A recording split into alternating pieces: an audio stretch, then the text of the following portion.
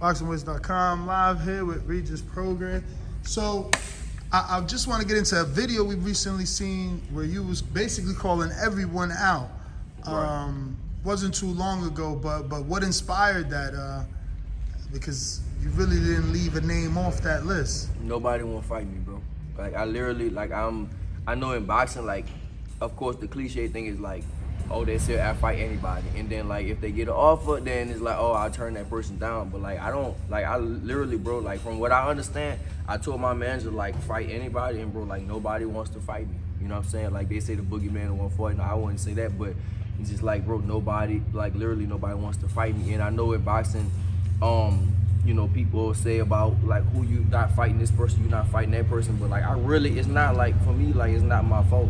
You know, like, I'm fighting whoever, like, they put in front of me. Whoever they put in front of me, and whoever agrees to fight me, that's who I'll fight, you know? So, and like I said, I really call out anybody, and I'm really serious about fighting anybody. And not just, you know, but I know, I don't know if the fans and, you know, the media and stuff, they get things twisted and be like, oh, the fighter not fighting nobody, but it's not like that, bro. It's like, you know, I don't think no fighter's scared to fight. Some fighters might be scared of other fighters, but for the most part, bro, it's so much that go behind it. So much business that goes on behind things to, you know, I wish we could just really choose and pick and choose who we want to fight, but it's just not like that. So for me, of course, I put it out there that I really will fight anybody, and you know, people they just don't want to fight me. You think it's just an issue that you're not signed with a major promoter that has a television or broadcasting deal? Probably so. I'm pretty sure. It's what I'm understanding is clicks in this game. You know what I'm saying? You know, you got it's top ranking ESPN. You got L and PBC. You got Eddie in the Zone. You got Go to Boy Dazn. You know, so everybody has their thing. So I don't think that it's necessarily like the fighters and managers that's scared of me. But you know, that's just how I kind of go. If you're not with that, I guess if you're not with those like people, those certain specific people, you won't get the big fights. You know, that's just how I kind of go. So how long do you sit and wait? Because you ain't getting no younger. Well, I'm not waiting. I actually got a fight scheduled. I just fought, and this year I got 3 fights scheduled. So me, I'm not waiting. You know what I'm saying? I mean, it's people may be thinking I'm waiting around, but I'm staying active, and I'm getting paid at the same time. So I'm still not waiting, no matter what people thinking and stuff like that. But as far as like those big names, then I guess I don't know how. I guess I don't know how I'm gonna get in the ring with those big names or whatever. But once you're a champion again, that's when people gonna start calling me out. Watch, like right now I'm calling out everybody out, but like once I get the belt again, then you gonna hear people start saying my name again. You know, so how you get to that is being mandatory, of course. Now I did fight mandatory. My last fight was for the mandatory. Now I was supposed to fight for the belt, and that's kind of why I'm pissed off, because now Zepeda and Ramirez supposed to fight for the WBC. I was supposed to fight Zepeda for the WBC, from what I understood. But the WBC, they mandated me. They made me a mandatory, and then they made Ramirez a mandatory too. So it was 2 people in a mandatory spot. So now they made Ramirez versus Zepeda. But if Ramirez and Zepeda fight, then I'll probably fight the winner. So no matter what. But do you believe you'll get the winner? Because you and Ramirez been chasing each other. Well, you've been chasing Ramirez for years, bro. Exactly. I've been chasing Ramirez for years and years and years, and I don't know. I mean, I don't know how it'll go, bro. I really don't. I mean, I want to have confidence that they're gonna do the right thing, but at the same time, like, it's boxing. It's just the business side of things, and maybe maybe it works and maybe it doesn't. I don't know how it'll work out like that. But I know I was mandatory for I was literally mandatory for the WBC belt. My last fight was mandatory, meaning I'm gonna fight, and now Ramirez and Zepeda, and I was just so pissed. I think I get it though. I think I get it though, because think about. Ramirez is a former WBC champ. You wasn't. You was WBA champ. I was WBC Diamond. WBC and WBC out, you know, but still.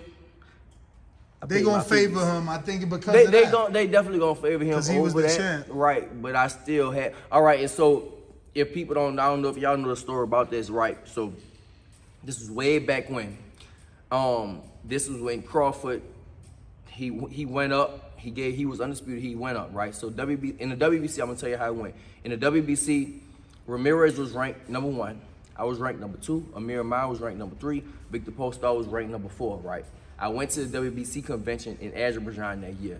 At that convention, they mandated Ramirez number 1 and number 3 fight, Ramirez and Amir Ahmad fight for the WBC. Number 2 and number 4 fight for the interim, right? For me, with the whole beef with Ramirez, it started all the way back then. Like, why would you make number 1 and number 3 fight for the real belt, and you make number 2 and number 4 fight for the interim? Why me and Ramirez just don't fight for the full belt, right? For me, that was the whole thing. That's the whole beef kind of started. That was like 5-6 years ago now. And now it's like it's happening. It's kind of like it's happening again. You know, it's like they're choosing him over me. And I understand it's politics. So that's why I'm not tripping about it. I mean, of course I was tripping, but at the same time, bro, you play the game, that's how you gotta go. You play the game and it is what it is. So if I fight, if I don't fight for the belt or whatever, it don't matter, because guess what? I'm scheduled, I'm contracted, bro, for 3 fights this year. And I'm gonna get paid no matter what. No matter who I fight, I'm still gonna get paid. I'm still contracted to fight. I'm still gonna stay busy. So either way, I'm good. So what's your scheduled date? It's supposed to be I think the end of August, sometime at the end of August. Do you know if it's in here in America or out of It probably gonna be out. Yeah, it's probably gonna be out of town. Middle East? Maybe over there or somewhere else. Right now we're trying to figure out, you know, where it's gonna be at. How you feel about fighting abroad? It's cool. I mean, for me, it's cool, bro. I'm not tripping. Like, I'm a fighter, bro. You look at it like a vacation? Like you get to go to a different country or something?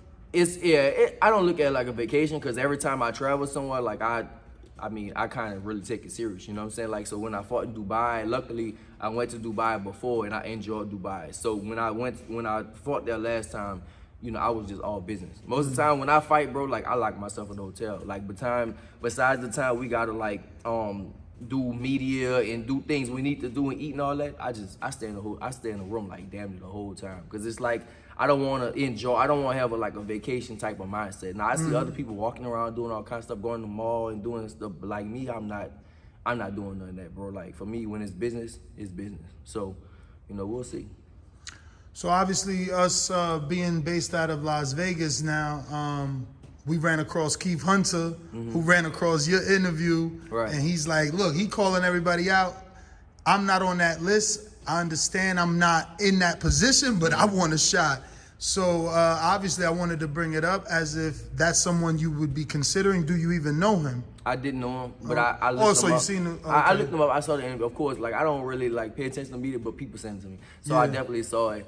I mean, he not really on that level right now, but I'll fight him, bro. Like I said, listen, when I say I'll fight anybody, I really will fight anybody. Like business, I'm a fighter at the end of the day. So business-wise, if it don't make sense, I'll still fight them. Like I feel if somebody feel like they could beat me, I feel a personal vendetta against me too. Or you really think you could beat me, I would really fight them. Like when that happened, I sent that video to my manager and I was like, bro, let me fight him next. They was like, bro, really? Like for real? You really?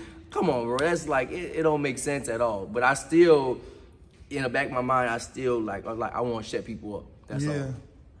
I mean, he does have a name off of his father and his brother. Obviously, in the ranks, he hasn't made his own name. He was fighting at 47, which is interesting to me because he's so tall, and now he's dropped down to either 35 or 40, wherever he would get an opportunity. But it's funny you seen the video. Yeah, I seen it. Then I seen the video. Like I'm a student of this shit. So I seen the video. Then I went and put on his fights, and I ended up watching one of his fights and stuff. And I was just like, he not on that level. I sent it to my manager. I sent it to my manager. I sent it to my trainers. Like, bro, really? That's a 1-round fight, 2-round fight, or what? Really? Yeah, that's what they were saying to me. And I don't know him, but I just don't think that he's really.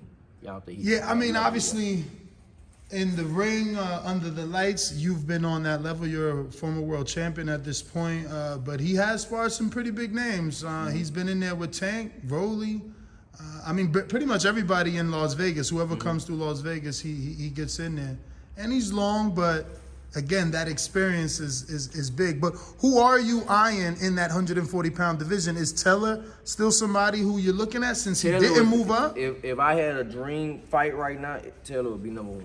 If I had to fight somebody next, it'll be Josh Taylor, number one. Somebody I definitely always want to fight is Gervonta Davis. I want to fight him. If he at 35, 40, whatever, I can't go to 35, but if he come to 40, for that. But besides that, bro, I want to be a world champion again. That's the main thing I want to be. I want to be a world champion. That's why I had like a little thing because the WBA didn't pick me.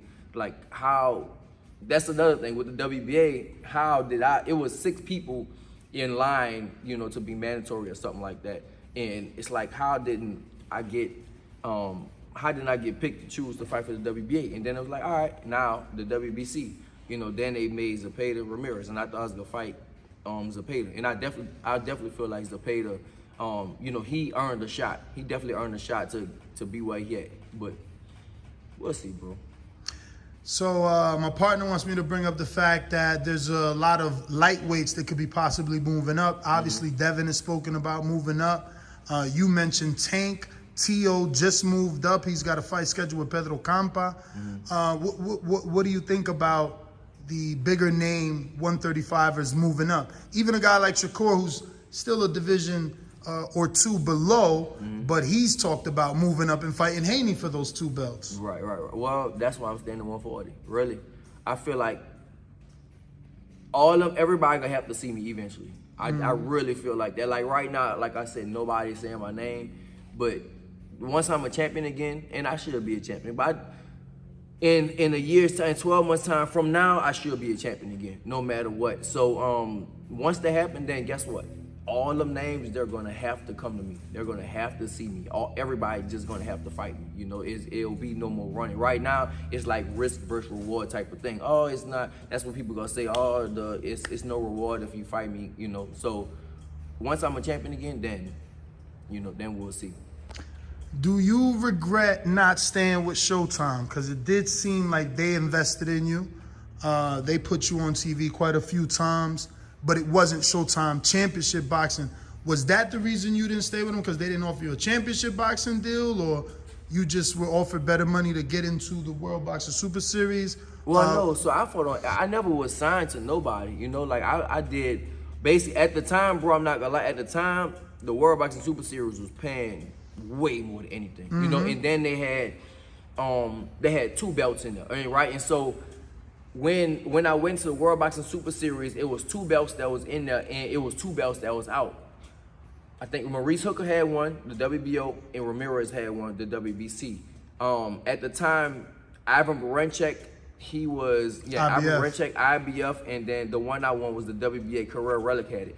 If I would never went to the World Boxing Super Series, first off, it was good money, and then second off, I probably never. I would have been like in the same spot I'm in now. Nobody would never fought me in the world. I love the World Boxing Super Series because the people had to fight. It was a bracket. It was tournament. So it wasn't no running. It was like who you gonna fight. You gonna win, and you gonna fight this person. And I already knew. And I felt like when me and Josh Taylor met each other the first time, I felt like it's gonna be me and him. I thought it could have been me and Ivan Barancek, because how the brackets was.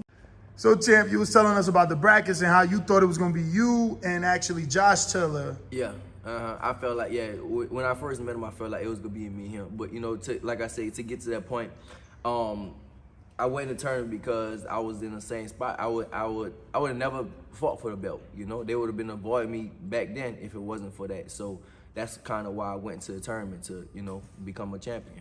And it happened. Are you still with Lou DiBella? No. So did you separate from him before you got with Pro Bellum? Yeah. Oh, okay. Yeah. Do you regret that now that he's working so closely with Top Rank and he was able to get George Cambosos so many opportunities? I won't say I regret it. It's just a different stage of my career. That's all. You can't say you regret it or nothing like that. It's just for me, I'm just on a different stage, and it is what it is. Do you think Top Rank would be a good fit because of the fighters that are over there? Or maybe now that you've been a free agent this long, basically all your career, do you prefer to stay this way and bounce around? Well, I mean, you know what? If I become a world champion and then I'm a free agent, it probably work out better like that, So I mean, it all depends. It all depends on what's going on at that moment. And like the thing is, in boxing, the landscape changes. It's like the stock market. The boxing, it just changed like anytime, So at that moment, you might think right now something might be a good move, and then in 3 months, 6 months, a year, it might be the wrong move. For sure. Speaking of good moves and wrong moves, one of those was you fighting on the Triller card, where obviously you got a lot of attention. I believe Jake was on the main event of that, Yeah, right? the main event. What's your thoughts on him now no longer fighting Tommy Fury and instead fighting the son of a legend, Hasim Rahman Jr.? I saw that, bro. If he beat Hasim Rahman, bro. Gotta call him a real fighter? Yeah, I think so, bro. If he could beat Hasim Rahman ain't no slouch, bro. You know what I'm saying? I know him. You know, he ain't no slouch. You know, so if he beat him, then I mean, look, Jake Paul, it's like some people in life, like, they unstoppable. You know, like, just in life, period. It's some people like that, they unstoppable. Jake Paul might be one of the people, bro. Like, no matter his moves, he gonna just keep going with his moves, And, like, we can hate on him, we can say all this, but I'm not saying he is one of the people, but he could be one of the people to where, like, listen, bro, he just gonna keep making moves, he gonna keep doing big things, and he might be one of the people that's gonna be unstoppable, you know? So, I don't know, I'll watch it. I'm definitely gonna watch it. Being a guy that's kind of done business with PBC, do you see the Crawford Earl Spence happening? Do you see Crawford signing with the PBC? Do you see them offering him what he needs to actually make that fight happen? I don't know. Honestly, I don't know. I don't know how that's gonna go with them. I just hope it does. That's all I can say. I just hope it does. Hope he, just for boxing's sake, I just want to see the fight. You know, that's the only thing. I mean, as far as business-wise, what goes on with Errol or Crawford, I don't know. I mean, I think they'll offer the right money, of course, but hopefully it just happens, bro. Once upon a time, you wanted Crawford. Now you've seen him obviously develop into a full welterweight. Is that fight in your mind something that can no longer happen because he's just gotten too big? And he's even talked about moving up to 54 to fight, and I quote, Earl's cheerleader in Jermell Charlo. Right. Yeah, so just your thoughts on, is that out the Crawford. window? No, I don't think so. I don't think no fight out the window, bro. I actually... What division would you think eventually that could happen? Maybe at 47. You know, I mean, for me, I can do either one. I can go to, obviously, I go to 47. That's higher. But for me, I want to stay at 40 because I just think it's gonna be like the money division. I really feel like in the next year and more, the 40 is gonna be the money division. I think they're saying 47 is like the money division right now. That's gonna be the money division. So that's why I want to stay at 140 and then become a champion again at 140. So at 140, who do you see as your super fight? Gervonta Davis. I definitely think that'll be a super fight. I think me and him. I think me and Josh Taylor will be a big fight for boxing, but me and Gervonta Davis will be a big fight just for the public, period. You know what I'm saying? Just because, like, look at him and Rolly. You know, they so, you know, so I can really fight. Not disrespecting Rolly, but I can fight better than Rolly for sure. For sure. What did you think of Rolly's performance? I thought he did better than people would expect. You didn't think so, or you think it was all by design? It was all Tank waiting on him? I think he did better than expect, but I feel like it was inevitable, bro. I mean, I never gave him a shot, to be honest. I never gave Rolly a shot. I mean, I know you know how it's supposed to happen. They're supposed to hype him up and act like it's a 50-50 fight, but for me, in my eyes, it was never a 50-50 fight. I knew Gervonta was gonna beat him from the first time they said he was gonna fight him. I knew Gervonta was gonna knock him out. All right, I got Rue. Oh, open that. Rue in the 5.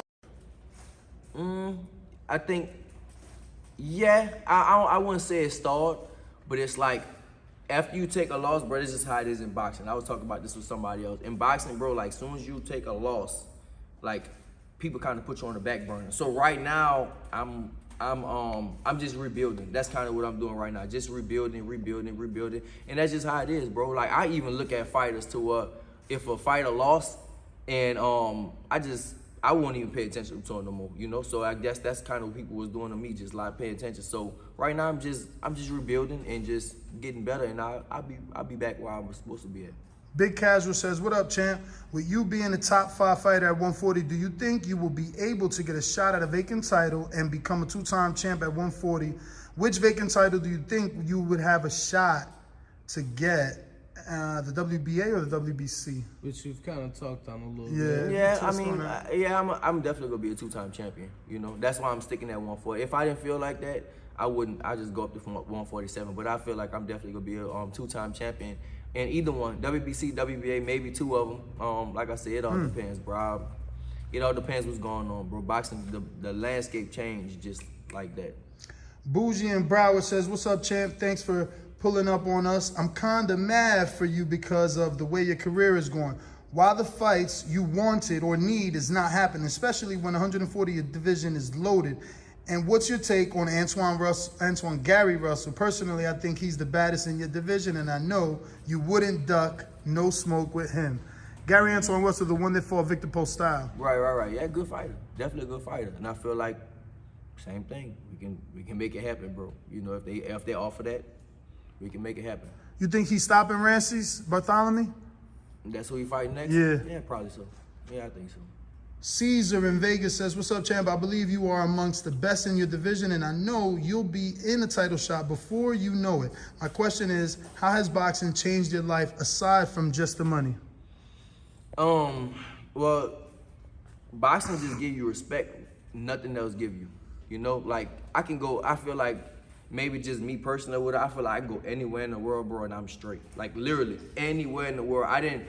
Like, my wife from Brazil, right? So I walked in the favelas, and the favelas some of the worst place you can go, and they just, like, I can walk there, and the people just respect you just because I'm a fighter. You know what I'm saying? If I was a basketball player, football player, or if I was Elon Musk, I couldn't walk there. But because I am a fighter, and people just respect you, you know? So I feel like that's what boxing will do for you. You know what I'm saying? I feel that people they look at you different.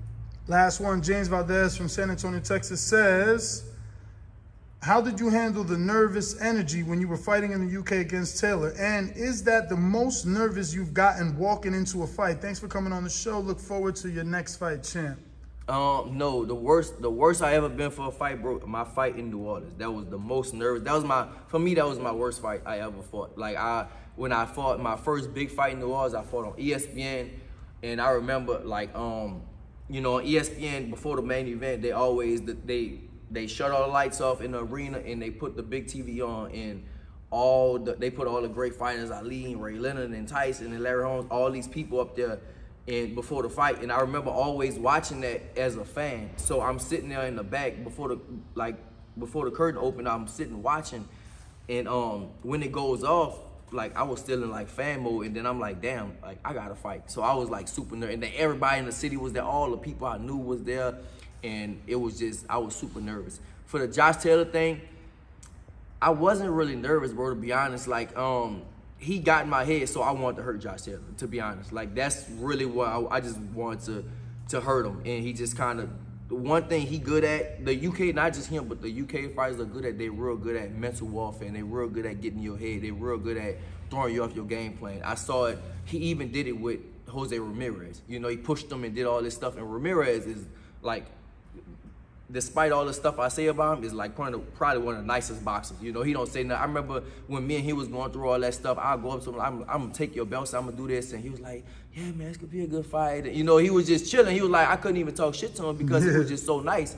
And even Josh Taylor got in his head, you know, to make him fight, you know, a bad fight. So that's the same thing he did with me. He kind of got in my head, and how he did that was, I think it was a Thursday at the press conference, and he touched my belt. I had my belts on my shoulder, he touched them. And I just wasn't expecting it. And right there, I want to hurt this dude. I kind of was just nervous, and I really, really just want to, like, physically, I just wanted to, like, touch him, and I wanted to hurt him, but I know I couldn't do it at the time. So at the weigh-ins on that Friday, the next day, you know, you see, I don't know if you saw me and him going back and forth. We like this talking shit to each other. And I was like, I told his trainer at the time, I was like, bro, I'm gonna cut him up, I'm gonna fuck him up. And at that moment, I'm not gonna say I wasn't worried about winning. I don't want to say that, but I wanted to hurt him more than anything. I really just wanted to, I wanted to hurt him. But before anything, I wanted to hurt him. And so, fight night is something I never do. Is I never look somebody in their eyes right when we about to fight. I always look to the floor, cause now I'm focused. Cause then it's a sport, you know. And same thing, Floyd do that stuff too. You look at the floor, cause it's just it's focused. It's a sport now. So I looked at his eyes, cause I wanted him to know, like, bro, I'm about to hurt you, you know. And it wasn't nervous. It was just like I just wanted to hurt him, basically. Well, champ, like I said, we won't keep you, man. Thank you for giving us some time, and we hope everything works out. Look forward to seeing you back in the ring. Yes, sir. Thank you. What up, YouTube family? Don't forget to hit that like button Subscribe to the YouTube channel. Help us get to that 1 million subscribers. We're on the road to 1 million. And obviously, we have other great content on our Patreon channel. So since this video is over, head on over to our Patreon and check out all the exclusive content or right here on our YouTube members.